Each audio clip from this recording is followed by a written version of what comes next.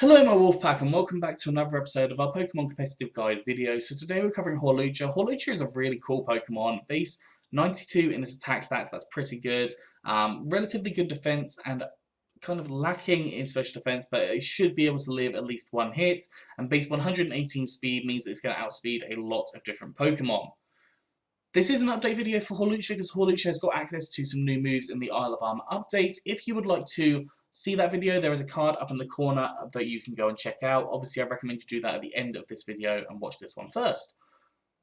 Okay, so whilst I'm also plugging, if you could please like this video and subscribe to the channel if you've not done so already, it would really help me out and I would really appreciate it. So, let's get started with Hawlucha. Hawlucha, we have got a Life Orb on here along with Swords Dance. One of my very typical versions of things. So Swords Dance will double your attack stat from 283 to 566, which makes you very, very powerful. And then on top of that, you'll have the Life Orb boosting you by about another 150, which will take you into the 700s in your attack, meaning that you're going to do a lot of damage. Move-wise, we've then got Brave Bird, which is a powerful flying type attack. Obviously, you do take recoil from that, so do be cautious because that can be problematic for you. But you've got Brave Bird, super effective on a variety of different Pokemon, and it's boosted by Stab. We've got Mold Breaker as our ability. I didn't cover the abilities just yet, but we've got Mold Breaker, basically so the moves and effects ignore the abilities of other Pokemon. This can be really handy in a variety of scenarios. Unburden is a really cool ability, but for this set, not the most amazing thing in the world because you've got that Life Orb, unless you get knocked off, which again is kind of a specific scenario. And Limber, again, not really the type of ability that I personally like using, but if you feel that you can use it through getting paralyzed, then most definitely do it. I feel it's too situational.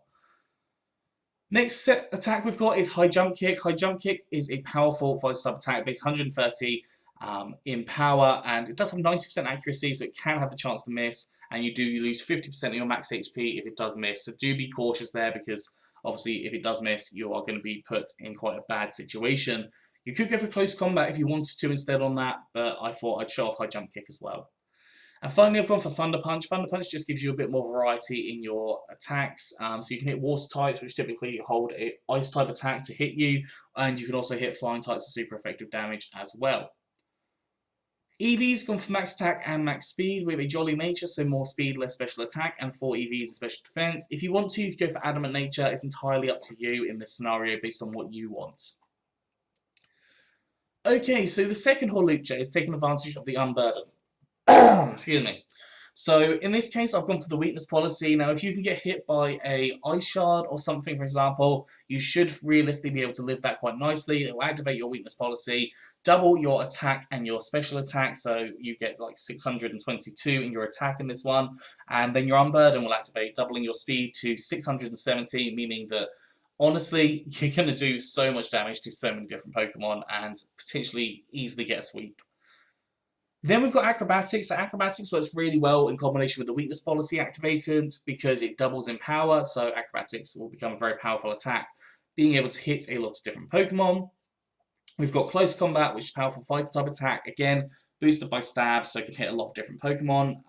In general, obviously, do be cautious of things like Ghost types because they are going to be a problem for you, but you have Acrobatics there to hit them. Thunder Punch, again, just for that coverage. And finally, Poison Jab to hit things like Fairy types because they can be a bit of a pain in the butt. EV's gone for max attack and max speed with an adamant nature, so more attack, less special attack, and 4 EVs and special defense. Honestly, you do not need to go for the jolly nature here because you've just got so much speed after the Unburden boost that it works really well. If you've got like running a terrain team, you could run the relevant seed to it. So let's say you've got a Rillaboom, you could run Grassy Seed, and that would not get you the increase in your attack stats, but it would get you the Unburden activated as well as the Acrobatics. So you could definitely run those if you wanted to. They are actually really cool sets to run if your team can work with them. Moving on to the third set, we have got a Dynamax set. So on here I've gone for Red Card. Red Card forces the switch out of an opposing Pokemon. And when it's got rid of, you can actually have an Unburden activation as well. So again, having really fast speed. I have put Limber as the ability here because I thought I might as well show off all three. If you want to go for it, you can go for it. I apologise, I've just got something in my throat and I don't know what, like my...